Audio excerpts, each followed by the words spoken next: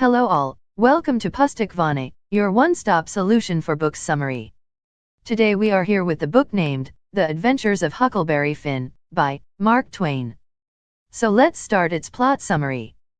The Adventures of Huckleberry Finn opens by familiarizing us with the events of the novel that preceded it, The Adventures of Tom Sawyer. Both novels are set in the town of St. Petersburg, Missouri, which lies on the banks of the Mississippi River. At the end of Tom Sawyer, Huckleberry Finn, a poor boy with a drunken bum for a father, and his friend Tom Sawyer, a middle-class boy with an imagination too active for his own good, found a robber's stash of gold. As a result of his adventure, Huck gained quite a bit of money, which the bank held for him in trust. Huck was adopted by the widow Douglas, a kind but stifling woman who lives with her sister, the self-righteous Miss Watson. As Huckleberry Finn opens, Huck is none too thrilled with his new life of cleanliness, manners, church, and school. However, he sticks it out at the bequest of Tom Sawyer, who tells him that in order to take part in Tom's new robbers gang, Huck must stay respectable. All is well and good until Huck's brutish, drunken father, Pap, reappears in town and demands Huck's money. The local judge, Judge Thatcher, and the widow try to get legal custody of Huck, but another well-intentioned new judge in town believes in the rights of Huck's natural father and even takes the old drunk into his own home in an attempt to reform him. This effort fails miserably, and Pap soon returns to his old ways. He hangs around town for several months, harassing his son, who in the meantime has learned to read and to tolerate the widow's attempts to improve him. Finally, outraged when the widow Douglas warns him to stay away from her house, Pap kidnaps Huck and holds him in a cabin across the river from St. Petersburg. Whenever Pap goes out, he locks Huck in the cabin, and when he returns home drunk, he beats the boy. Tired of his confinement and fearing the beatings will worsen, Huck escapes from Pap by faking his own death, killing a pig and spreading its blood all over the cabin. Hiding on Jackson's Island in the middle of the Mississippi River, Huck watches the townspeople search the river for his body. After a few days on the island, he encounters Jim, one of Miss Watson's slaves. Jim has run away from Miss Watson after hearing her talk about selling him to a plantation down the river, where he would be treated horribly and separated from his wife and children. Huck and Jim team up, despite Huck's uncertainty about the legality or morality of helping a runaway slave. While they camp out on the island, a great storm causes the Mississippi to flood. Huck and Jim spy a log raft and a house floating past the island. They capture the raft and loot the house, finding in it the body of a man who has been shot. Jim refuses to let Huck see the dead man's face.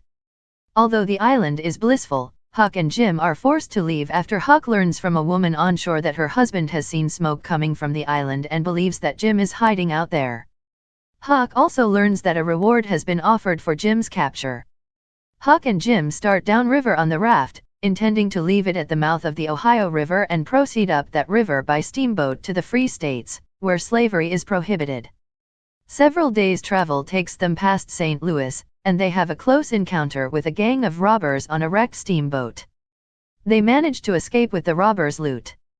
During a night of thick fog, Huck and Jim miss the mouth of the Ohio and encounter a group of men looking for escaped slaves. Huck has a brief moral crisis about concealing stolen property. Jim, after all, belongs to Miss Watson but then lies to the men and tells them that his father is on the raft suffering from smallpox. Terrified of the disease, the men give Huck money and hurry away. Unable to backtrack to the mouth of the Ohio, Huck and Jim continue downriver. The next night, a steamboat slams into their raft and Huck and Jim are separated. Huck ends up in the home of the kindly Grangerfords, a family of Southern aristocrats locked in a bitter and silly feud with a neighboring clan, the Shepherdsons. The elopement of a Grangerford daughter with a Shepherdson son leads to a gun battle in which many in the families are killed. While Huck is caught up in the feud, Jim shows up with the repaired raft. Huck hurries to Jim's hiding place, and they take off down the river. A few days later, Huck and Jim rescue a pair of men who are being pursued by armed bandits. The men, clearly con artists, claim to be a displaced English duke, the Duke, and the long-lost heir to the French throne, the Dauphin. Powerless to tell two white adults to leave, Huck and Jim continue down the river with the pair of aristocrats. The Duke and the Dauphin pull several scams in the small towns along the river. Coming into one town, they hear the story of a man, Peter Wilkes, who has recently died and left much of his inheritance to his two brothers, who should be arriving from England any day. The Duke and the Dauphin enter the town pretending to be Wilkes's brothers.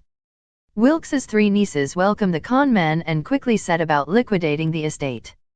A few townspeople become skeptical, and Huck, who grows to admire the Wilkes sisters, decides to thwart the scam.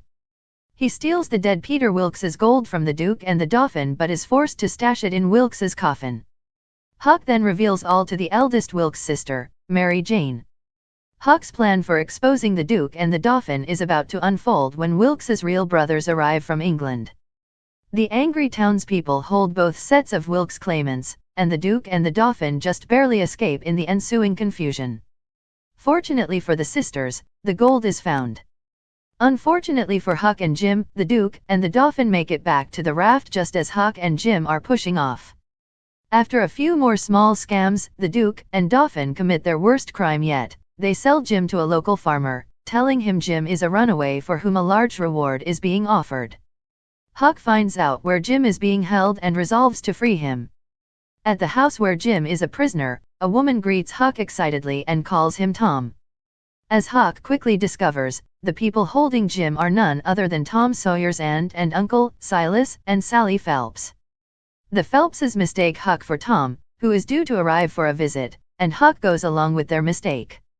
He intercepts Tom between the Phelps house and the steamboat dock, and Tom pretends to be his own younger brother, Sid. Tom hatches a wild plan to free Jim, adding all sorts of unnecessary obstacles even though Jim is only lightly secured. Huck is sure Tom's plan will get them all killed, but he complies nonetheless. After a seeming eternity of pointless preparation, during which the boys ransack the Phelpses' house and make Aunt Sally miserable, they put the plan into action. Jim is freed, but a pursuer shoots Tom in the leg.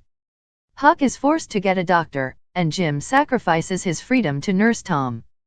All are returned to the Phelpses' house, where Jim ends up back in chains. When Tom wakes the next morning, he reveals that Jim has actually been a free man all along, as Miss Watson, who made a provision in her will to free Jim, died 2 months earlier. Tom had planned the entire escape idea all as a game and had intended to pay Jim for his troubles. Tom's Aunt Polly then shows up, identifying Tom and Sid as Huck and Tom. Jim tells Huck, who fears for his future particularly that his father might reappear, that the body they found on the floating house off Jackson's Island had been Pap's. Aunt Sally then steps in and offers to adopt Huck, but Huck, who has had enough civilizing, announces his plan to set out for the West.